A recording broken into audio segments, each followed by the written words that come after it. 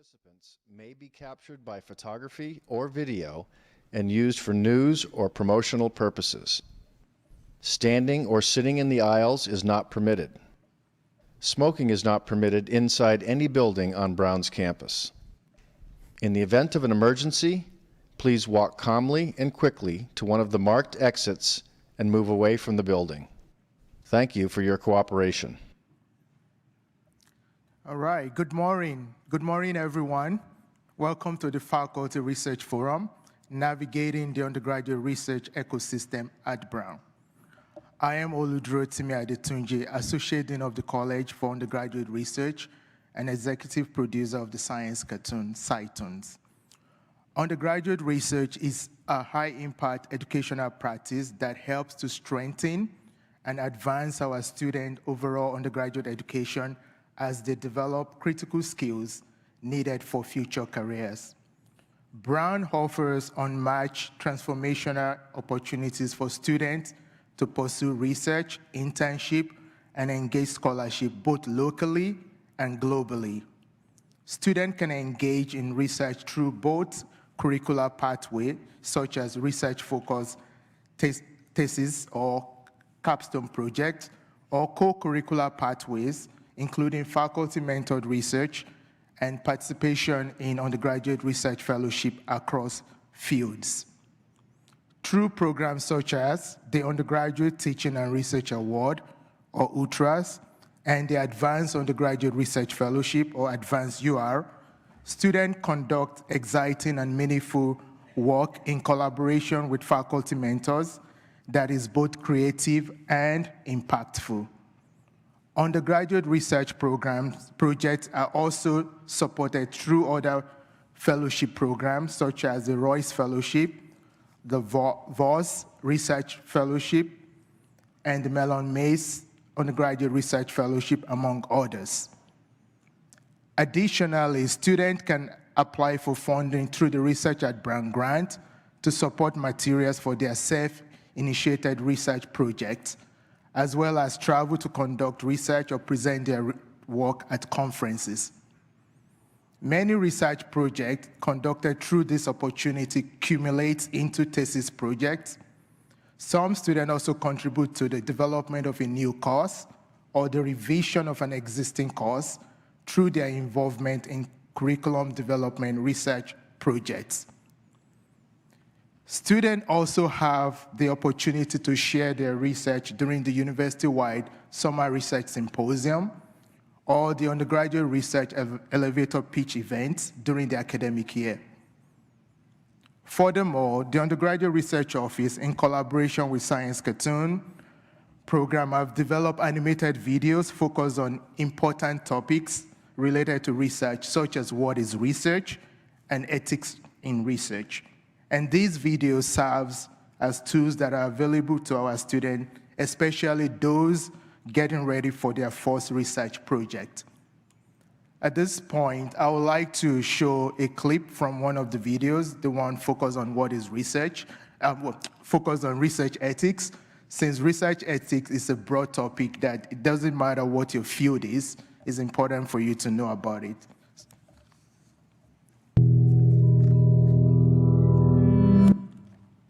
Consider this scenario.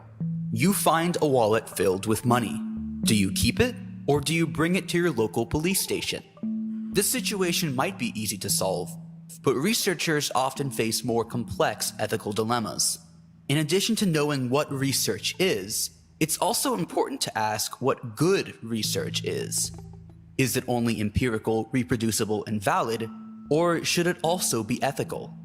Ethics are moral principles that guide how we determine right and wrong, whereas laws are codified rules people must follow to maintain social order. Ethics are the norms of conduct people should follow to promote ideal human character and behavior. By following ethical guidelines, we act in a way that is good instead of bad. All right, so we use those set of videos to introduce students to different concepts in research. So through undergraduate research, students are engaged in research projects to deepen exploration of their own academic curiosity that might intersect with their professor's research interest. We are honored to have 3 dedicated faculty colleagues who have mentored undergraduate students in research and are here today to share their insight and guidance on the undergraduate research ecosystem at Brown. Without further ado, I would like to introduce the faculty panelists so that they can join me on the stage. Ian Dell'Antonio, Professor of Physics. Professor Dell'Antonio uses the benefit of light due to gravity by galaxy clusters to measure dark energy, dark matter, and also study clusters as laboratory for galaxy evolution. Professor Dell'Antonio is also a recipient of the Minachi-Narain Excellence in Research Mentoring Award. Joo-Hyun Song, Associate Professor of Cognitive and Psychological Sciences. Professor Song's focus is on understanding behavioral and underlying neural mechanism involved in integrating higher order cognitive processes and visually guided action in real life situation. Elena Shih, Associate Professor of American and Ethnic Studies. Professor Shih's research and teaching focus on human trafficking, labor migration, sex work, and critical humanitarianism. She is an award-winning author of Manufacturing Freedom, a global ethnographic examining anti-trafficking movement in China, Thailand, and the US. Professor Shih is also a recipient of the Minachi-Narain Excellence in Research Mentoring Award. Before we begin the panel, I would also like to introduce Ethan Pollack, the Dean of the College, who is also joining us here.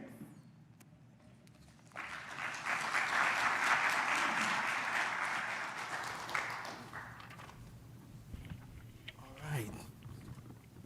How you doing? Great. So I have some prepared questions that we ask the panelists, and my hope is that we'll have about 20 minutes at the end for the audience to also ask their own question. All right, so first question, going to you, Jan. Could you share your research expertise and speak about the ways you have engaged undergraduate students as collaborators in your research? Sure. The elevator pitch I give for my research is that I study what the universe is made of and how it affects its evolution both in the past and the future, which sounds like a big topic. As a practical matter, what it means is that I take data from telescopes, I go out and observe, and use the distribution of galaxies and the shapes of galaxies to tell us about the stuff that we can't see, the dark matter and the dark energy. And one of the great advantages of taking images from telescopes is, one, they're very fascinating, but they're also really accessible to undergraduate researchers. And so there's a multitude of studies that can flow from the data that I take for many, many different projects. And so, for example, just this semester, I have a student who is looking at the images, trying to measure the brightness of galaxies and trying to estimate how much of the mass of the galaxies is in stars from those images. Wonderful. John, do you want to answer the same question, or ways in which you've collaborated with students in the past? So that I am mostly studying how does our visual system, visual memory, and visual cognition is interactive with our action system. This is my first collaboration with undergraduate students. It's actually through the ULTRA program. Was already over a decade ago when I first started as assistant professor. In that time, I don't have anyone else, no graduate students, no postdoc, only 3 undergraduates were in my lab. So I started some research, collecting the data. I got the data, which is something interaction between perceptual distraction and sensory motor learning.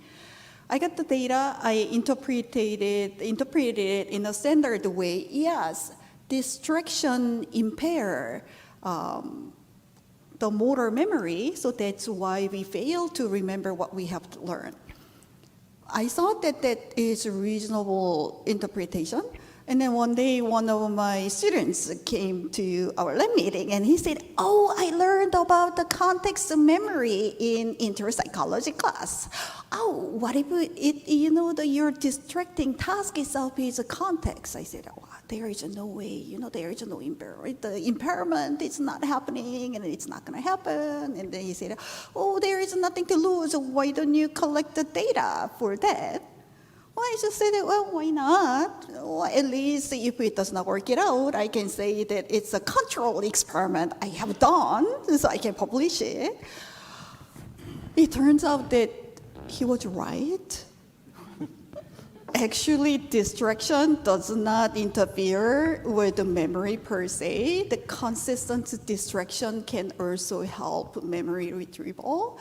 That ended up becoming my foundation of my first federal grant, like NSF career grant. So that since then that I know that the Brown undergraduates are very imaginative and collaborative, and then very inspiring. So that's my experience with undergraduates. Elena. Thank you so much. Hi, everyone. My research is interested in understanding the very disparate impacts that the global anti-trafficking movement has had on migrant workers and sex workers around the world. So specifically, I'm really interested in trying to understand this very paradoxical question that has haunted me for 2 decades. How is it that a supposedly global humanitarian movement has wreaked so much havoc on communities around the world, specifically by increasing surveillance, policing, and heightened border control? I am trained as a sociologist, and my research methods are ethnographic participant observation and community-engaged research. These are processes that take a very, very, very long time, specifically to develop relationships with community partners, and then B, just as an example from my book, Manufacturing Freedom, which was an ethnography of anti-trafficking efforts around the world, that was research that took over 12 years of being deeply, deeply embedded in different anti-trafficking, sex worker, and migrant rights groups around the world. And so this really shapes my research interactions with students because I don't see them as about teaching very rapid fire qualitative research skills. They absolutely do receive those, but it's really about supporting students in forming and situating their engagement with the places and communities and things that they wish to eventually perhaps study or continue to work with, and then to organically build questions that originate through those. And I've done that. I've been so honored to do that through the UTRA program, through the Royce Fellows program, through the McNair Fellowship program. One of my, or two projects that really stick out to my mind are ones where I've been able to take students to the China-Myanmar border, where I've worked since 2005. Those have been really enriching experiences for me because parents are always terrified of sending their students with me to this area that is put on the map because it was the place where the first case of HIV was discovered in China in 1989 and where all the heroin comes into China, and those are the reasons we go there to study. So one of the biggest learning experiences was how to really care for students and care for their families when they're embarking on what can be difficult, not always dangerous, but definitely new experiences in travel. And then a more recent experience that I thought was exciting for bridging disciplinary boundaries was, for the first time, I put out an open call to work with computer scientists because I was interested in working with students to develop digital mapping tools to map different kinds of violence that sex worker communities were experiencing. I'm really happy that you mentioned that as a good example. So one of the beauty of Brown is that due to the open curriculum, a lot of students have the opportunity to work across fields to be able to explore area of interest. So you can see a sociologist working with the computer science. That's pretty normal at Brown. All right, the next question is, what advice will you give to students who are interested in pursuing research opportunity for the first time? I'll start with you, Ian. So being involved in research involves a little bit of bravery at the beginning. It means actually going and knocking on a professor's door. That's much less intimidating in practice than it sounds. I mean, most of my colleagues' doors are easy to open, and I think I speak for almost every scientist that we are more than happy to go on at length about the things we're working on, right? And so starting that conversation, stating your interest is one of the biggest things. Figuring out, maybe even having 2 or 3 different conversations, because I've had students come to me, we've talked, and they've realized, well, they're not really interested in observational astronomy. They want to go do something else.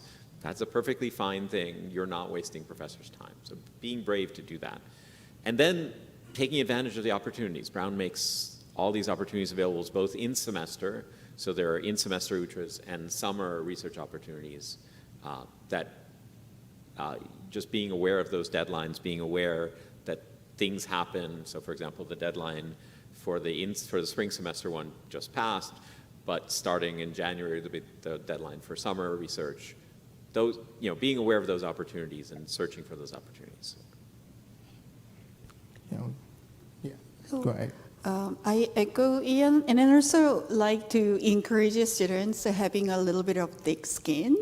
So at Brown, we known to open curriculum, so that we open does not even have a boundary of department and concentration. So in my lab, I have physics concentrator, computer science, neuroscience, psychology, coxsci, biology concentrators in my lab. So I would like to encourage students to knock on door. You can email, and or that you can take classes, and it happen to be that topic is interesting you. Talk to instructor, and then often that we have a really nice students that they feel bad. What if I join the lab and I don't like that research? That would be really bad. But no, so I call them research shopping period. So like a class has like more than 2 weeks shopping period, why not research? So I usually invite the students to my lab meeting, and then they sit in, and then you say that, oh, if you think it is not interesting, don't feel bad. You can find another one, or I can help you to find another one. So come sitting there, and then thick skin, especially earlier stage of students, they don't even decide their concentration yet, and they're not sure. So then there are various ways, just shadowing it, just regularly attending the lab meeting or talking like a graduate students. And then you feel comfortable, then you can do independent study, or that you can also apply for ultra, or you can scaling up the time you're committing. So I would like to encourage students to brave, and then you can also reject us. It's okay, we are so used to it, so it's fine. I think that to make research seem less intimidating, it might be great to think about how research is tied to the very classes that you're already in, and I can think of 2 specific examples. I never want a final paper to be the end of a relationship. That can be the crux of the turning point into a real research relationship, because you're saying, hey, I've taken everything I've learned in this course, in these 13 weeks that we've been together, and I want to focus my final paper on this particular topic. You are, in essence, carving out what you want your research agenda as a student to be. Choose something, not that you think is going to satisfy the professor or the course goals, but that's really going to take you forward into your next summer, into your next semester, into your next year. I'm also the honors director for American and Ethnic Studies senior theses. It's my favorite thing to advise, the writing of senior theses, because they represent the culmination of every single experience that you've had in these 4 years at Brown. And so many of those happen in the classrooms where you already are. The next maybe underknown opportunity that's really special that Oludurotimi mentioned is the UTRA for course syllabus revision. That's one, if you feel like you don't have concrete research skills, or you maybe don't even have something exciting like a research itch that you'd like to scratch, you can approach a professor and say, I loved this class, but maybe I thought this was missing. I'd love to work with you on building out an additional week where we might look at, X, Y, or Z other thing. And there's so much support that's given to faculty to revamp courses, but that support is research funding for students to then, in the next semester or in the summer, work on, what are they officially called? Course revision? Yeah, course-based project. Course-based project. So much of the research starts in the classroom. You're already doing it. All right, thank you. All right, the next question is, as a faculty mentor, what skills have you learned or gained due to your cross-collaboration with students? Start with you, Ian. Sure. One of the things that students give you is a sense of new perspective, new appreciation for things that maybe as an older professor you take for granted. So students keep you active. They've taught me a lot of computational skills that I did not major in computer science, but I now know lots of things about machine learning thanks to my students. And also the willingness to try things. So again, when you're focused on writing things that are fundable in grant proposals, there are things that you're not willing to try, that students are willing to say, hey, I know this is a long shot. Can we spend 3 weeks looking at this? I'm willing to go and spend 3 weeks looking at this. And so that level of creativity then does lead to sometimes interesting things. It doesn't always to, but it's not a wasted effort even when it doesn't. So that's what I would say. So often people think that, that we mentor undergraduate, but also undergraduate actually help my lab itself. So that, the typical lab, I work with the graduate students and then the postdoc. So they also work with undergraduates so that they are getting the opportunity for mentoring like younger scientists. So for instance, last year, my graduates, my postdoc worked with undergraduate for a couple of years. And then he made up mind that this is his passion. He was back and forth, maybe get an industry job as a data scientist versus applying for college professor. And then he realized, oh my God, this is strong undergraduate. This is my pathway to take. So that he now become a really good liberal arts college professor. So they say that working with undergraduate also give us new opportunity in communication. And then my graduates is currently working in Oludurotimi science team, collaborating with talented undergraduate to making science animation about affordance, the linking perception and action.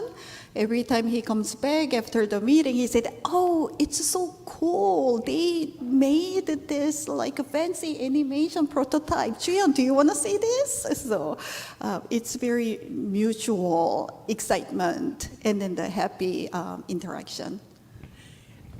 In addition to what my co-panelists have already mentioned, mine is one that may be familiar to many of you in the room. I feel that the social media landscape is moving so quickly out of my scope of understanding or control. I don't have memory on my phone to download TikTok. And so I find myself resisting a lot of new ways of communicating that young people like bring into, everyday lives. And I think it's been a real learning experience in thinking about dissemination of your research, how to talk to different multiple publics, how to really make sure that your research gets understood by communities who need to see them. It's been very humbling to think about how to use social media, how might we need to tap into different infographics that are like the right size for a cell phone screen in order to share our research more widely and effectively. All right. The next question is, how can students balance their coursework and other commitments while engaging in research? Well, I think flexibility is really important here. The type of work you can do during a summer or UTRA and the type of work you can do in semester is different. And that is a very personal conversation. So with every student, one of the first conversations each semester is, okay, so what are you taking? How much time are you thinking you're going to have? And some of that is balancing the ambitions of the project, and some of it is balancing the timeline of the projects. So for example, a student who is then planning to do a senior thesis might say, well, this semester I can only devote 2 or 3 hours to this. I'll manage to sort of keep the skills or make very slow advances and then focus at other times. It's important that you don't burn out. And a lot of students will say, oh no, I want to be full-time in research. But there's so many other things to do while you're in college that focusing exclusively on research can actually be detrimental. So having that balance, there isn't a one-size-fits-all answer, because it depends on the courses you're taking, and it depends on what other things you're going to do. Also, just one thing I want to add is that the students kind of a little bit need to figure it out what's their passion is in it. So research is not you must do it. It's like if you have a passion, then it's amazing thing you to do, but you have other priorities and other pathway, you figure it out. It's not something like kind of a checkbox. Oh, I have to check it out, so put it in my CV. So I kind of want things that towards time management is first like think about that, where your heart goes, what's your priority. And then after that, you can balance out that how much time you want to spend this area and then that area. Another thing is that, the professors and graduate students and postdoc, we do understand that first ambition is big. You think that you can spend 24 hours in the lab, but we know that that doesn't happen. So that don't feel like you're embarrassed when you cannot put that much of work as you planned, but I think important thing is to communicate with the team members so that we know that where you are and that what you are looking for, so that the team can help you to move forward. Maybe one answer I have is that when I'm teaching students the principles and ethics around a very embodied and community engaged work, we have either the benefit or the curse of being able to say that the world is your laboratory and that you're maybe doing research all the time in the ways that you are communicating with people or observing things that happen in your life, or things that that you decide to participate in. I think that kind of a thinking is the subject of a semester-long course that I teach. So I don't want to flatten it, but it is just to say I encourage students to think that research can be a part of the many other things that they're doing. But I think that it also requires some boundaries. And I do think individualized research during long summers is much preferable to trying to undertake projects that are happening concurrent to very, very intense course workloads. And I think that one really special kind of time period that we have is that the Brown University winter break is very long. And so this is a kind of a period that you don't typically think of as productive for research, but many senior thesis students that I advise will spend the summer between junior and senior year being deeply engaged in research, will begin writing their thesis in the fall, and then we'll still realize, of course, we always have more questions. They sometimes have up to 7 weeks in that winter break period to continue, thinking while they're not deeply engaged in classwork. All right, thank you. The next question is, what skill sets do you believe students develop through participating in undergraduate research?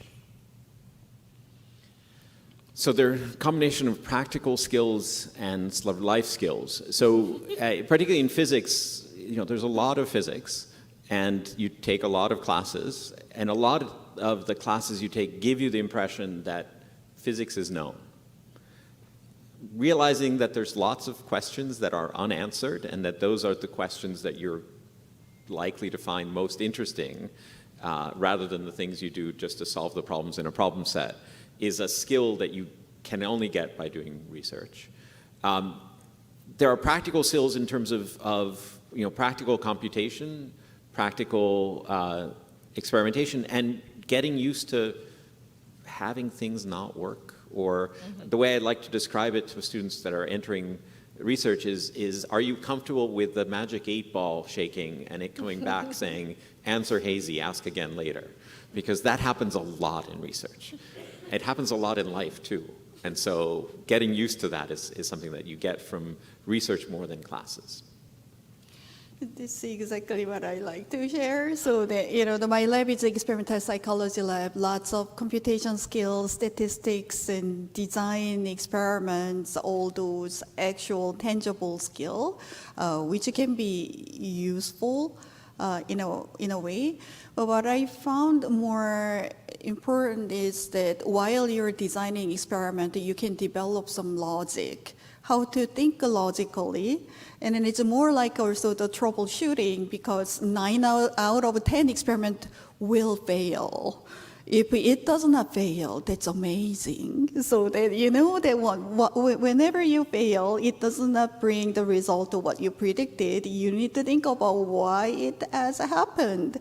So I think those troubleshooting process itself can be more helpful than actual skill set per se, from my perspective. And then also having in the lab interacted with other people, and then communicating with senior researchers in the lab, they can get more other soft skills, like every semester when undergraduate having the job interview, we are having the coffee hour. The job interview, even if you think that those interviewer is not important, not gonna be your boss, you need to behave, because they're gonna tell their impression to your boss too. So all those soft skills, how to interact with other people, how to be a team member, and then when you apply for graduate schools and industry job, how to write a statement and application, so that I think it is a balance of actual tangible skill and then many different type of soft skills can be developed. I think that Brown students are incredibly proficient at finishing research tasks. So everything that's already been mentioned, or in case of my research assistants, like write an annotative bibliography, write a memo, but where things, and research of course provides all of those skills, but I think the most important thing is letting them off on their own, which is far scarier, because they have to learn how to trust their intuition. They have to learn how to build a project. They have to learn how to really step into their own interests and be the people, the active agents who are pulling the knowledge that they've accumulated. And those are the things, that's I think the most intangible, beautiful thing that individual student-led research can offer. Thank you. And my last question before we open it up. What are some common challenges students face in undergraduate research, and how can they overcome them? Yeah. So we've already mentioned the time commitment aspect. The other is decisions, so trying to decide what it is that it is their passion. So often students will come to me and say, oh, I want to do a research project. And they feel attached to that research project even though they might not be their passion anymore. Knowing when to let go and say, it's okay not to do this research, it's okay to go do something else. Finding the time to get over that hump and say, follow the things you're most interested in and not the things you're doing because you already started doing them. Yeah, I think time management and willingness to change are the two things that trouble students. Yeah, exactly. And then a little bit, I think I hope the students know that not everyone knows what they want to do after college right away. Some students, it takes a little more longer time, a little more experiment, a little more exploration, and then some little more adventure. I'm also concentration advisor and then research advisor, seeing that students becomes extremely sometimes stressed out and anxious. Oh my God, I am senior, I must figure it out what to do next. So I think that is a hard part. And then when they come, they are already involved in many exciting things, and then they realize that they might need to let go something to get another and spend more time. So I think that is the hardest moment for students and also the advisor to navigate together. I think for most of us, we work with research teams of undergraduates of all class years. That is important for us as mentors, but that is important for our research because we need younger students to continue the research after the older students leave. I think that could be a challenge. That can be a challenge for first-year students who feel incredibly intimidated being in a team with seniors, feel that they don't have the equal levels of experience to speak to X, Y, and Z, and that can be a challenge for more senior students who don't think that mentorship should be one more thing that they have to learn when they're doing research, and I think that these are special things that contribute to like a mixed level, mixed experience, mixed age research team. All right, thank you. At this point, I would like to open the floor to the audience. If you have a question, we have mics on both aisles. You could step on and come forward to one of those mics to ask your question.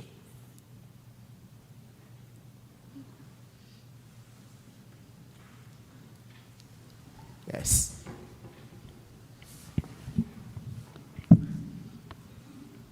Can you guys hear me? Okay. So thank you guys so much. I think this is such an amazing panel and amazing family weekend setup. So I'm so pumped up to do some research myself after listening to you guys. So this is so great. So question, do you guys have any advertisements done on the kind of research available? Because my son did write some cold emails to some professors, and he was so lucky to get some of them. Some of them responded, and he kind of did it. But I'm thinking, in a broad way, do you have any place or portal where you advertise available research opportunities? Yeah, that's a very good question. We do. So through the UTRA program, we have we solicit opportunity from faculty colleagues every semester for the academic year as well as during the summer. So on the UTRA website, utra.brown.edu, you can actually see a listing of what those opportunities are for the current spring cycle, which is coming up. So yeah, it's something that has really helped us a lot to help younger students that are just coming to Brown to have access to research. Perfect, thank you. Yeah. One last question. Go ahead, please. If I can also add, that's quite useful especially for funded research. I will add, this may be a physics-specific thing, but we often advertise through our undergraduate student group, the department undergraduate group, about the availabilities. frankly, using the students who are already working in the different research labs as recruiters, if you will, to say, look, there are these opportunities. And so often students will come to me through the other students, in the sophomores and juniors.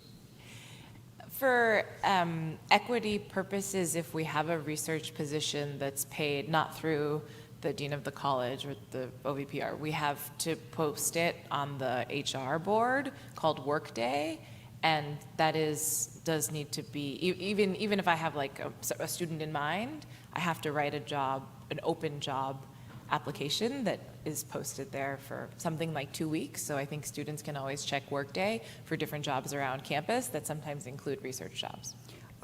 Thank you so much. Yeah, also that each department website usually have a subsection of undergraduate. My department occasionally upload like type of researches when we are looking for the undergraduate members too. Thank you all so much. I just have one question to Professor Dell'Antonio. Yes. Is there life outside Earth? So I can twist the magic 8-ball if you would like. Probably. We may actually know, so the technology for making the measurement of life, in all seriousness, is barely within my lifetime, and within the lifetime of the current Brown students, we will know the answer to that question. Wow. My question's not as interesting. I was curious to just learn more about what UTRA is, and you kind of already hit that. But in addition to that, curious about research opportunities for credit instead of getting paid, if that's common. And I know, especially for first-year students, they might want to go home over the summer. If there's ways to support research closer to home that they can get support for from Brown. Thanks. So I can tackle that then if you guys want to jump in. So there are, through the curriculum, students can also engage in research. So there is independent studies, depending on the department or the instructor, they could enroll in an independent study with a faculty colleague to conduct a particular research. In terms of opportunities outside of Brown, we actually do encourage students to explore research opportunities, not only at Brown, but also outside of Brown. If they do get opportunity outside of Brown, they could also apply for funding through Brown to be able to see if that opportunity could be potentially funded, provided there is a cap. I think like if they're already getting like 1,500 from that opportunity, they won't be eligible. But if it's a low pay, they could apply for funding to support their research. Do you guys want to talk more about like curricular-based research? Just to point out that in physics, a Bachelor of Science does require a research course. So it is part of the regular structure of the concentration that you spend at least one semester, and a lot of students spend 2 semesters. Some of it depends on the scheduling, right? Whether you're doing research for credit or research as part of a separate project, or either a funded or an unfunded project, will depend a little bit on the number of credits you need, number of credits you want. Often our students find that it's quite easy to meet the 30 credit requirement. They might not actually need the Physics 1980 credit that comes with the course.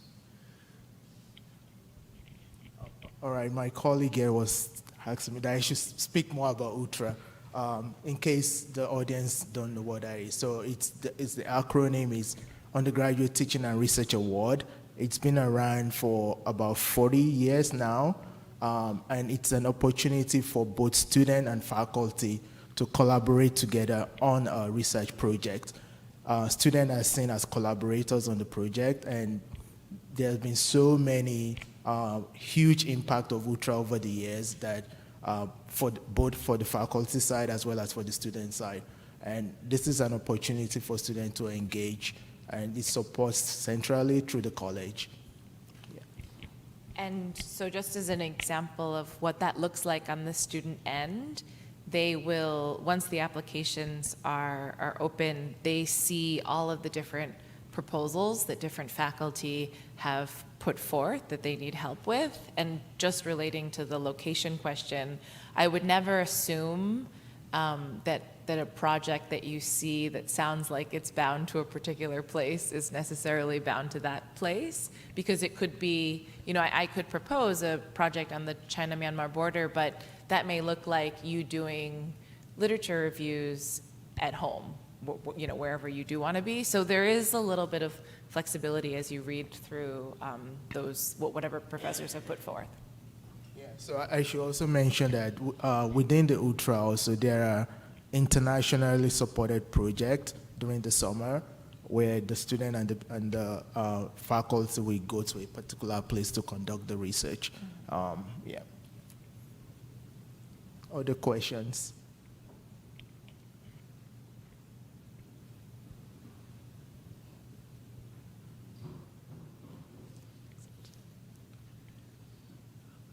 Thank you, the panelists, for sharing your insights. My question is about AI. I think that is a buzzing word now. I think that's a powerful tool, especially in the research areas. I want to know what you guys envision to incorporate this tool to the undergraduate research project in the long term. Thank you. Sure. So in physics, the use of machine learning has become very, very commonplace.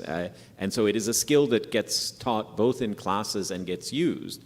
And so increasingly, for example, the way of searching large data sets, the way of looking for small correlations, both in particle physics and astrophysics and others, involves the skills that are based in AI. And so what we found is that our students are interested in it, and we do have research projects. So one of the projects I'm proposing is an AI-based program.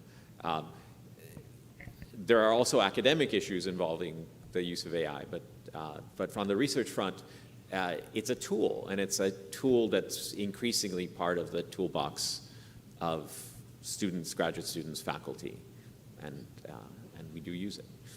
So my department is deeply involved in the human cognition and human behavior, so the AI is already a big part. And then this academic year, for the next academic year, we are trying to hire a faculty member who is specialized in AI linking with the human cognitive behavior. So we'll see what is coming. And then Brown currently attracted one of the 5 NSF AI theme center. So I think that we are well positioned in this very exciting year overall. I think that the justice issues that my work intersects makes me less willing to engage AI with my research teams. I also believe that it is my job, and it is the job of this research team, to develop skills that they have that ideally cannot be reproduced by AI. And I know many may think that that's naive, but I do think it is our job to be teaching students not just like skills, but things about how to think about the world and which voices are even included in like an AI record that it is incumbent upon them to be the people to uncover. So like to be a little bit more concrete about that, if you put into a ChatGPT questions about how anti-trafficking impacts sex worker rights, you are not going to get an answer that includes all of the sex worker perspectives that have already not been included on the record for reasons of language, discrimination, access to, education, access to platforms, all of these things. And so there are many things that we can continue to do without AI, and I live and work in a corner of the world where we can continue to flirt with the ideas of AI refusal as a really, really important practice. Any other question?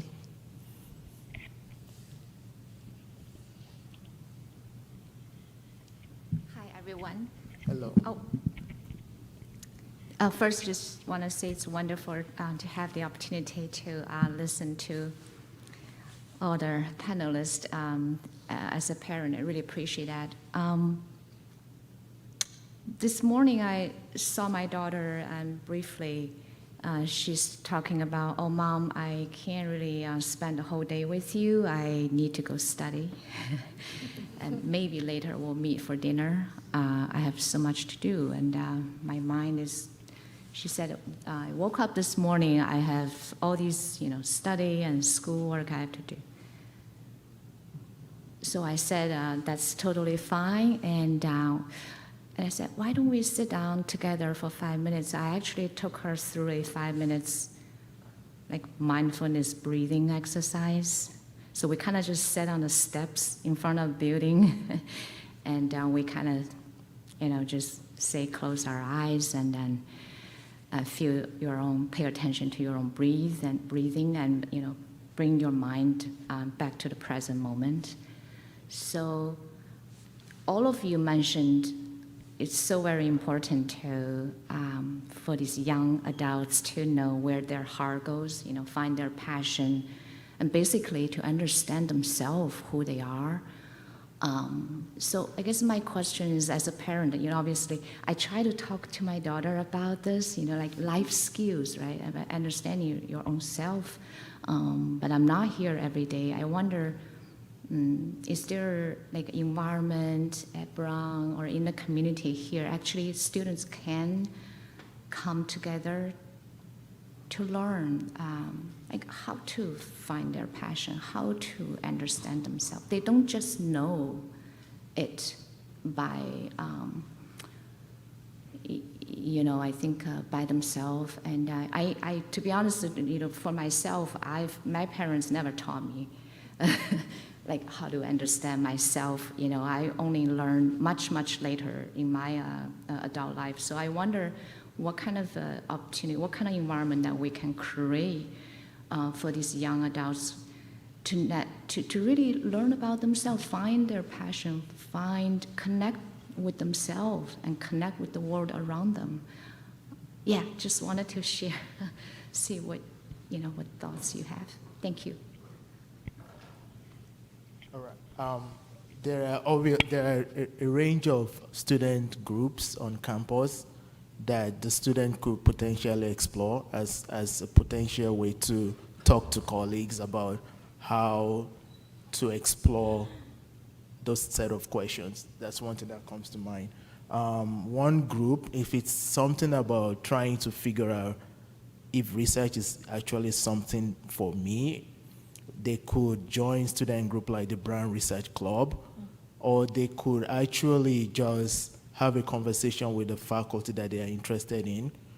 There are always open hours for them to have this set of conversation to begin this exploration process. And I think part of success at Brown is finding community.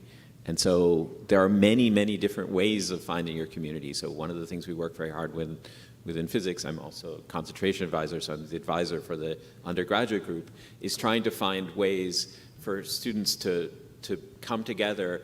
They're often more comfortable when they're coming together as groups of students, but another place you find community is in research groups, right? So part of the environment of a research group is to make sure that students feel comfortable, but also engaged and able to say, no, I don't want to do this, I want to do something else. It's an important part. But so for me, it's those communities wherever they are, and there are student groups, there are groups that are department groups, there are groups that are community-wide, faith-based groups, other things. As long as you find a community, you'll feel more free to explore what it is you want, I think. One thing that also come to mind is that every day there is something called Today at Brown, which is sort of like a news announcement of various things going on at Brown. And there are times where they might actually find maybe a workshop or something that might spark their interest. So I will encourage your sons and daughters to definitely look into that, like check the Today at Brown message every day. And also, one thing I kind of wanted to add on is that Brown has amazing open curriculum. So spectrum change, you can imagine. I grew up in South Korea. I cannot imagine that kind of a combination is possible. This is a place you can double concentrate physics and psychology at the same time, English literature and engineering at the same time. So that I often, even for my concentration advices, I encourage them, don't be afraid. First, you declare here as your first concentration. That doesn't mean that you cannot change it later or you cannot add another one later. It's just maybe increasing a bit, then nothing is deterministic, and then you have to make this decision, and then it must stay for entire year college year. So we are more open for flexibility and changes and try our best to accommodate those changes. So I would like to encourage some adventures.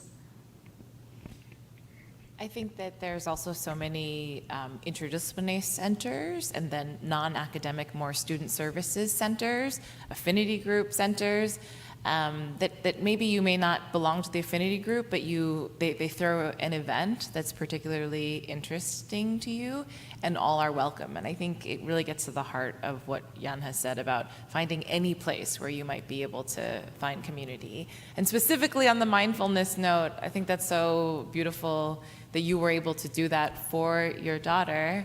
I think that our Counseling and Psychological Services unit, CAPS, has incredible group sessions, so they don't just do individual work with students, but they have groups on so many different kinds of areas. And I do think they had or used to have a mindfulness group.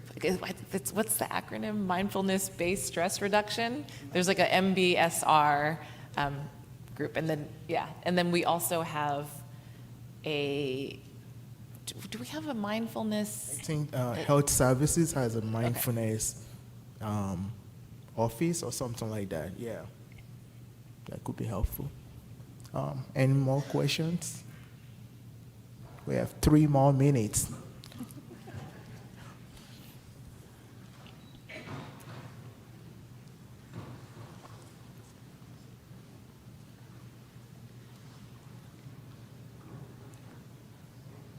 Yes. You mentioned Voice Fellows and the McNair program. Voice Fellows and not McNair, the Melon Maze.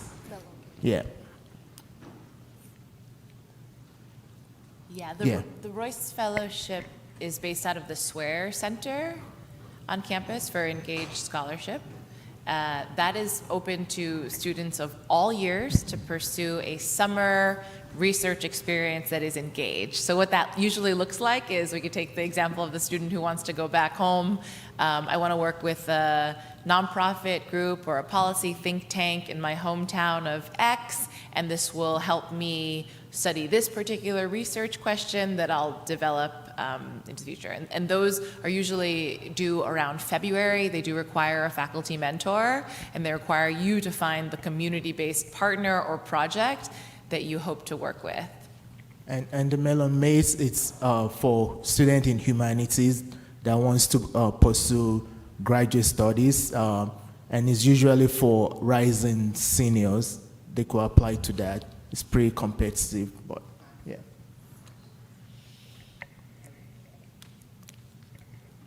All right, any last question? Okay, on that note, I would like you to thank the panelists for their time and thank the audience for coming.